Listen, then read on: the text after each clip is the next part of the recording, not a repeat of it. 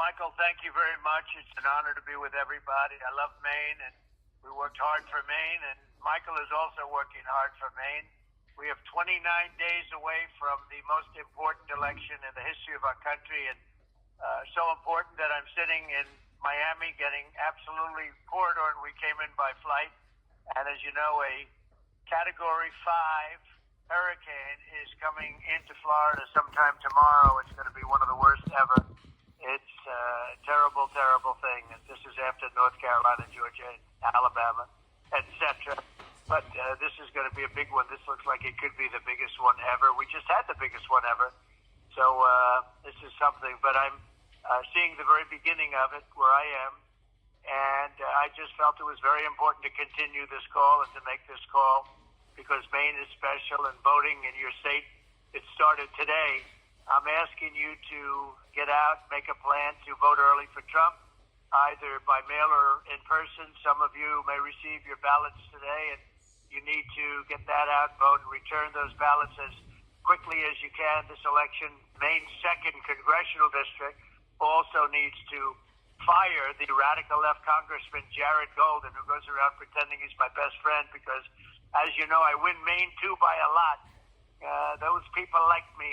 Maine 1 should like me, and I hope we're going to win Maine 1. We're fighting to get Maine 1 also. But Jared Golden is a terrible congressman.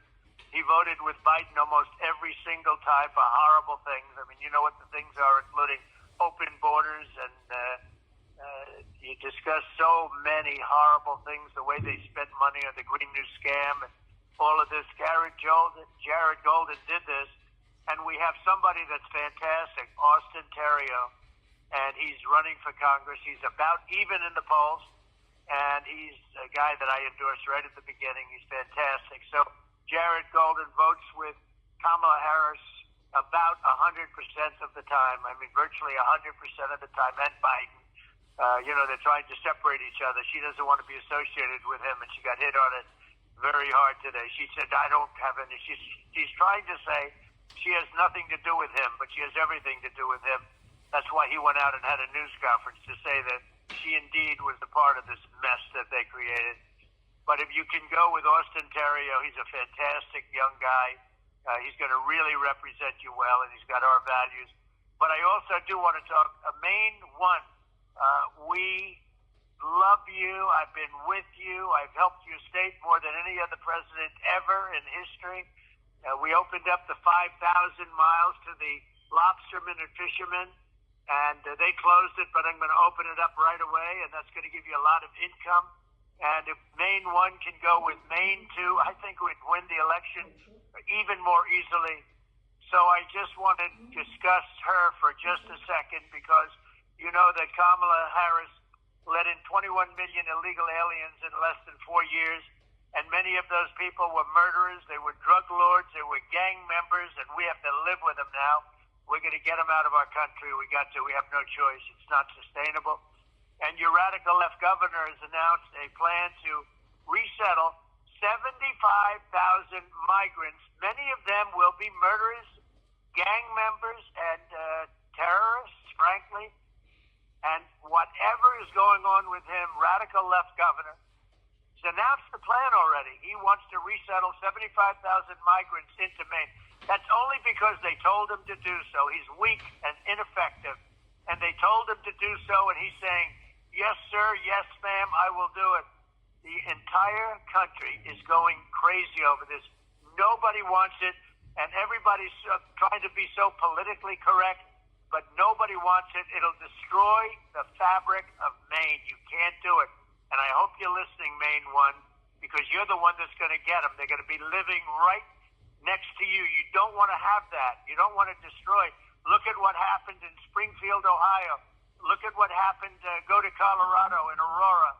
You don't want to have that. So Maine 1, vote for Trump. If you take a look at the entire population of Portland as an example, is less than 70,000 people. So that means they're going to settle more people than they have right now in Portland. Kamala is turning your state into a dumping ground because they have a governor that'll do whatever they say. And that's the next thing. You better get rid of him someday in the near future. And if she wins, Maine's unique character will be lost forever. You're never going to get it back. And you have a very special, I know it well, I have so many friends that live there, they love it. And they're not going to love it. They won't stand for it. They all are going to leave. Many, many people are going to leave. It'll be third world. Maine being third world is not good. Kamala Harris cast the tie-breaking votes for the brutal inflation that was caused by really horrible policies on everything but oil and gas. We have more liquid gold than any other country in the world, and we get it from other countries. If you remember, just a short while ago, we were energy independent, but we're not energy independent anymore. We get our oil from Venezuela. I call it Venezuela tar. She supports the abolition of ICE. These are great patriots who take bad people out of our country. There's nobody else who's going to do that job, and they are great patriots, actually, and they're tough people. Defund the police was her baby. She headed it up for a long time. And I always say anybody that was with defund the police, even for a short period of time, does not qualify to be president. She wants to outlaw private health insurance. A lot of you in Maine have private insurance. You don't want to wait online for her socialist system, which is what she wants, where people wait for 4 months to see a doctor. Taxpayer-funded sex change operations for illegals. She wants to give anybody, including illegals, taxpayer-funded sex change operations, and she'll destroy Medicare and Social Security because the people coming in are going on to Medicare and Social Security. I will never do that. I never did. I never even suggested it. I will never increase the age like she'll have no choice but to do. And also, she wants to ban fracking, which would be horrible for energy and horrible, by the way, for the state of Pennsylvania. If you take a look, the Commonwealth of Pennsylvania will be literally destroyed if they do that. And your prices will go way up. You already have the highest prices in the nation. Maine has the highest prices in the nation. So we have the largest tax hikes coming. If she wins, she's giving the largest tax hikes in American history. She will destroy our country, and she will destroy it just like she did San Francisco and California. She was the DA in San Francisco, and it went from the best city in the country, probably the best city in the country, to a city that's no longer livable. And she did the same thing with California when she was the Attorney General. It is now, and Gavin Newsom helped, frankly, the governor. He helped a lot. But between the two of them, California now is more people going out than coming in. And you take a look at what we're going to do, and just briefly, seal the border, stop the invasion of criminals into our country and into your state, and begin the largest deportation effort in the history of this country. The largest really was Dwight Eisenhower. Ours will have to surpass it, and it's not something I want to do either. But we have to get the criminals, we have to get the murderers, the drug lords, the gang members, we have to get them out. Because it's not, nobody has law enforcement to handle this. What they've done to our country is unthinkable. End inflation and make America affordable again. Stand up to our great, and this is what's going to happen. We have to stand up for our great New England lobstermen and save the Maine fishing industry. And I'll just tell you that I made a deal with the European Union long time ago to eliminate tariffs on American lobster. The first time the EU, European Union tariff reduction on any product took place in over 20 years. I also opened up the 5,000 square miles of ocean that Barack Hussein Obama had closed down to New England fishermen and lobstermen. So I was there, and when I did it, you had lobstermen in the room when I did it, and they literally broke down and cried. And I'm telling you, these are tough people. They haven't cried since they were a baby, and maybe they didn't even cry when they were a baby, but they cried then.